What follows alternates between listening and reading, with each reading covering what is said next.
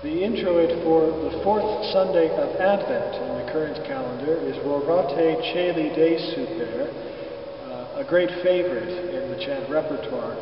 But what is interesting is that it hasn't always been the introit for the fourth Sunday of Advent. Partly this is because the season of Advent has undergone a long development, and as late as the 12th century, I believe, in some places in Europe, Advent had 5 weeks and not 4. And one of the offertory chants that we're doing this week actually comes from this tradition. It was sung on the 5th Sunday before Christmas. So the Advent season was standardized more especially after the Council of Trent. Even so, this introit was used during one of the Ember Days of the last week of Lent. The Ember Days are a group of fast days that happen 4 times a year in the old calendar. They are not officially part of the calendar in the present discipline of the Church. We observe a form of them here in the Monastery. But I think what we see in the use of this chant for the 4th Sunday of Advent, somewhat recent development, is part of the natural, organic development of the liturgy. It's a particularly beautiful and interesting introit. The opening phrase has quite a lot of drama to it as we go from about the bottom of our range to the top.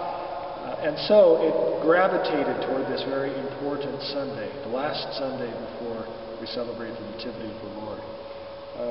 There is definitely word painting in this chant. We're going to sing the opening Roráte, Caeli, désuper, and I'd like you to listen for a couple things. Listen to the heavens being parted, as it were, at the beginning, and then listen to the rain falling down afterward, as we end up on pluant iustum.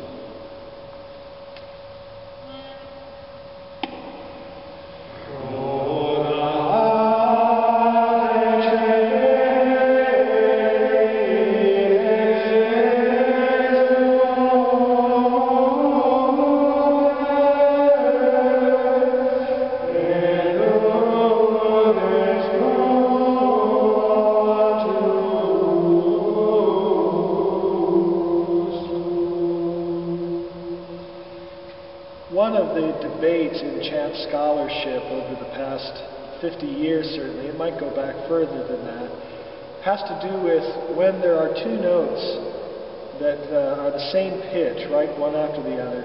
Do you just hold it for twice the length of a normal note, or do you pulse each note separately?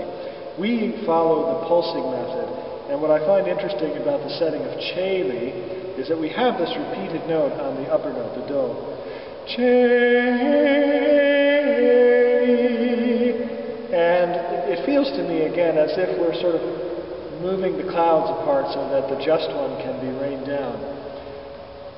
Now, I want to say something interesting about the text, and then we're going to sing once through the whole antiphon again before we stop.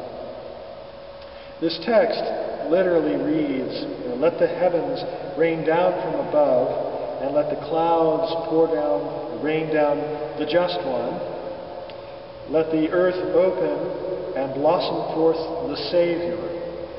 So these 2 words, iustum, the just one, and Salvatórem, the Savior, these are based on a very early Latin translation of the Scriptures, before the time of Jerome's Vulgate translation.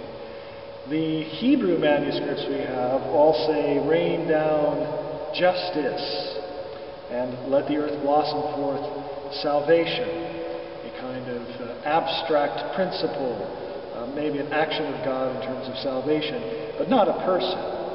The Latin translators were very clever here, and this was put into the liturgy, and it's been in the liturgy ever since, even though Jerome and others said, wait, the Hebrew doesn't say that. Reading with Christ in a spiritual way, I think we're licensed to make that change, if it even is a change.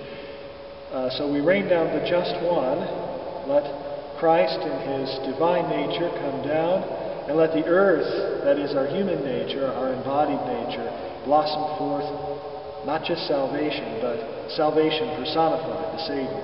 Okay, one more time, Roráte, Caeli.